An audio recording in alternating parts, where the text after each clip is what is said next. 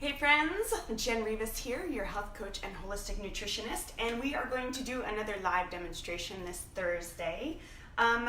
Thanks to actually one of you, I am now going to be creating for you a healthier and dairy-free version of a yummy, tasty drink around the holidays, an eggnog, which I like to call a mock eggnog. So actually if you saw last week's live with the pumpkin spice latte, some of the ingredients are very similar, but once you have sort of that foundation down for your non-dairy drinks and coffee drinks and smoothies, you'll find there's just so much versatility. You can play with it and create a million different drinks. So let's dive in. We are going to be making a mock eggnog that is creamy, delicious, and perfect for the holidays. So I am going to start with about 3/4 to a cup of unsweetened almond milk, okay? I'm actually going to be making this drink just cold or room temperature, but you can certainly warm it up. This particular version is going to be non-alcoholic, but you can add your spiced rum of choice or bourbon or whatever it is you like to add to your eggnog, but just know this particular version is going to be non-alcoholic.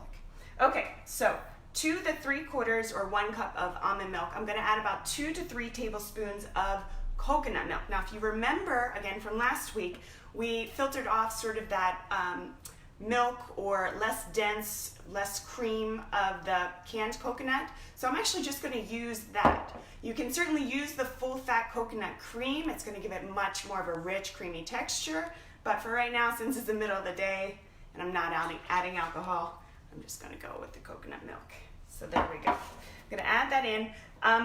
Okay, this is where the mixer comes into play. So again, I've got my Vitamix, which I flip and love.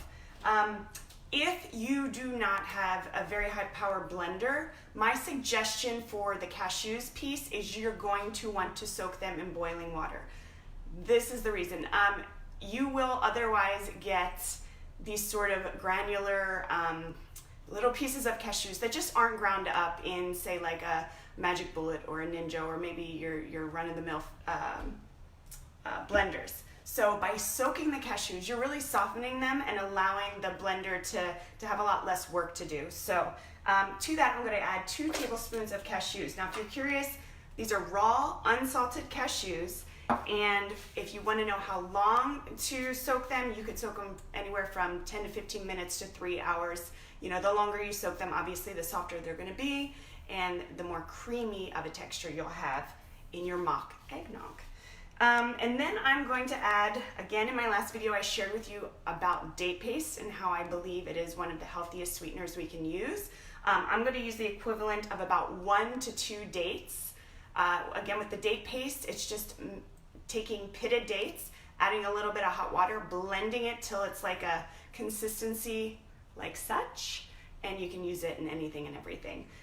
So I'm going to go ahead and add in about 1 to 2 dates worth of date paste. If you don't have dates and it's just not your thing yet, go ahead and add pure maple syrup, agave. I would say start with about half a tablespoon and just play with it till you get it to the sweetness that you like. Then I'm going to go ahead and add a half teaspoon of pure vanilla. Don't get that imitation stuff. No. Not only does it not taste as good, but it's just yuck.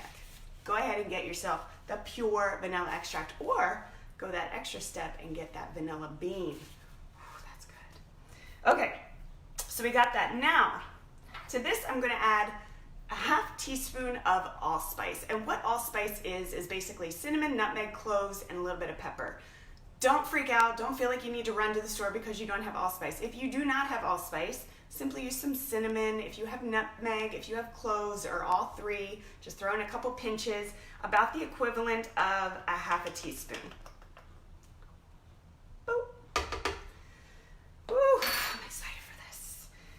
I might add that alcohol after all. What time is it? 3 o'clock. Okay, not good.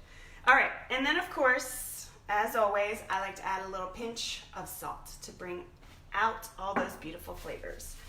And I'm just making sure I got everything I've written down. I do indeed. So I'm just going to go ahead and blend, again, for about 30 to 60 seconds. We'll just do a few here. Make sure I got this on.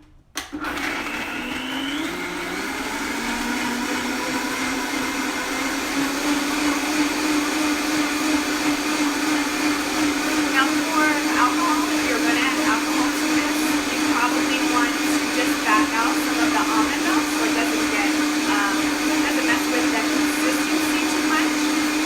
But again, you can play with that, and maybe I'll actually even put some notes in there later.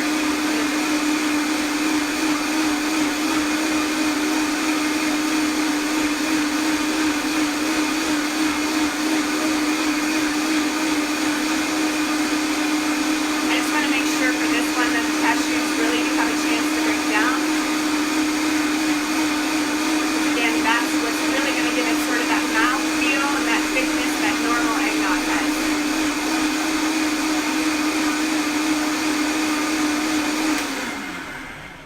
And I think we're done. So, let's pour and see. You know I like to show you. Ooh, that thick, rich goodness. And as always, I like to give a little pinch of allspice or cinnamon just to make it super fancy. Cheers, friends.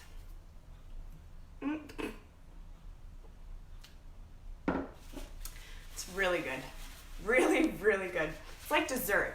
So, hey, you're going to a party, you know your friends aren't drinking dairy or whatever, they're on the plant-based or vegan train, then go ahead and bring this recipe. They will be shocked and amazed. It is a delicious treat.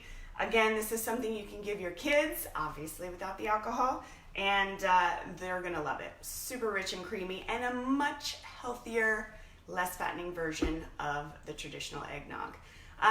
Thank you, as always, for staying tuned, and listen, be aware, keep an eye out in the group. I'm going to be posting more about this No Excuses November, which I'm super excited about. I've got experts coming into the group that are all about fitness. I will be supplying free meal plans for everyone. It's going to be really exciting because as I stated in the last live, we are sometimes at battle this time of year, right? We get into this rut of, well, I'll just put off eating healthy till after Thanksgiving. And then we get sucked into the Christmas parties and we say, well, we'll just wait till after the New Year. The time is now. Start making healthier choices now. Set yourself up for success so that when the holidays are gone, you're not feeling like crap. You still have energy and you're still feeling fantastic. So that's my goal for you guys. Again, just keep an eye out in the group. I'll be posting more about that. But I'd love, again, to hear what other recipes would you all like? What fall-inspired recipes or with the upcoming holidays, something that you'd love to see, and I would love to create that right here for you live. Have a wonderful rest of your day.